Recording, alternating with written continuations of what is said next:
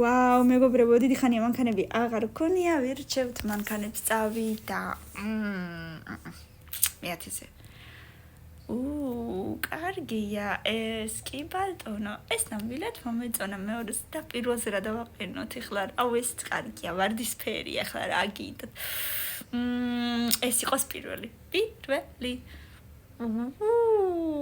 არ ვიცი მოდელი და მარკა და ასე შემდეგ, მაგრამ მაგარია მართლა მეოთხეზე იყოს.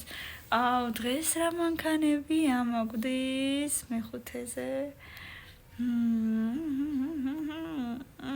მეშვიდეზე.